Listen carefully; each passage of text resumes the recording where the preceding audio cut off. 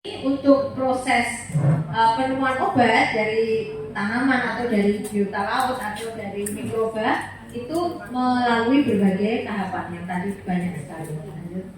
Ini salah satunya di tahap akhir, Bapak Ibu, saya akan memperkenalkan tentang uji klinis.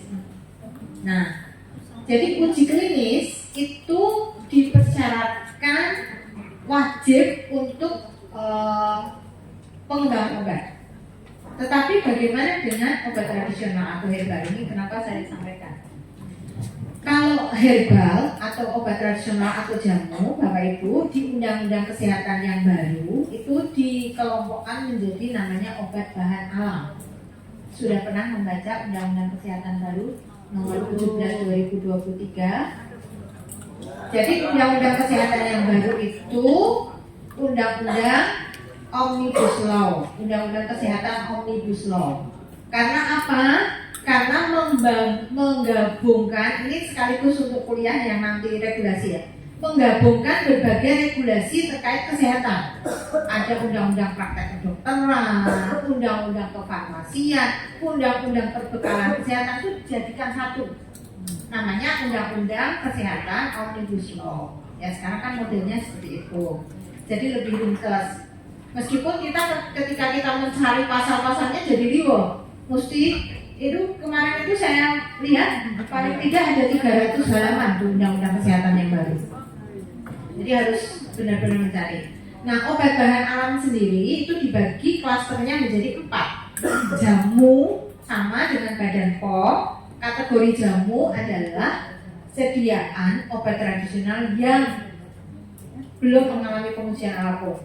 Penggunaannya didasarkan dari informasi empiris gitu, masih sama. Kemudian obat herbal terstandar sama kategorinya dengan di Badan POM untuk jenis obat tradisional yang sudah dibuktikan keamanan dan khasiatnya melalui uji praklinis. Jadi baru di level hewan coba. Kemudian fitofarmaka adalah sediaan obat tradisional yang sudah melalui uji klinis. Nah ini kita bicara uji klinis. Kalau kita bicara fitofarmaka di Indonesia itu baru ada 20 produk. Itu pun 20 produk itu ada yang sama khasiatnya, maksudnya sama kelas terapinya. Misalnya imunostimulan dari Meniran, namanya adalah Stimulo. Nah, betul Pak Dokter. Stimulo itu dianggap ada 2 atau 3 karena sediaannya ada yang sirup untuk anak-anak, sirup dewasa dan tablet. Itu dengan nomor registrasi berbeda dianggap 3 produk.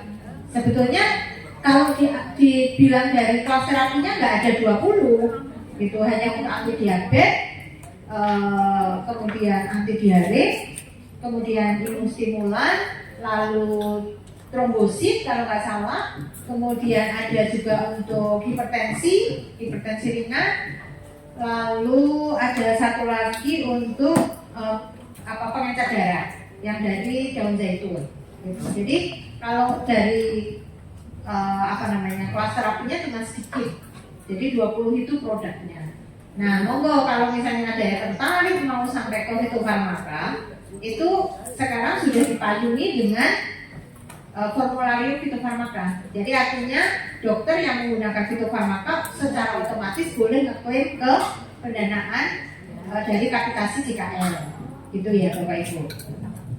Obat bahan alam lainnya itu untuk mewadahi segala macam obat bahan alam atau obat tradisional yang tidak masuk 3 kategori tadi, misalnya impor, TCM, lalu suplemen kesehatan, kemudian ada nutraceutical ya, makanan yang pakai ada klaim khasiat kayak sekarang ini ya, atau susu dengan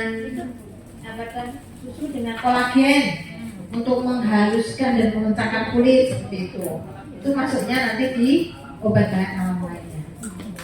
Gitu ya. Nah, uji klinis itu ada 4 fase. Fase 1 ke orang sehat, memotret aspek keamanan.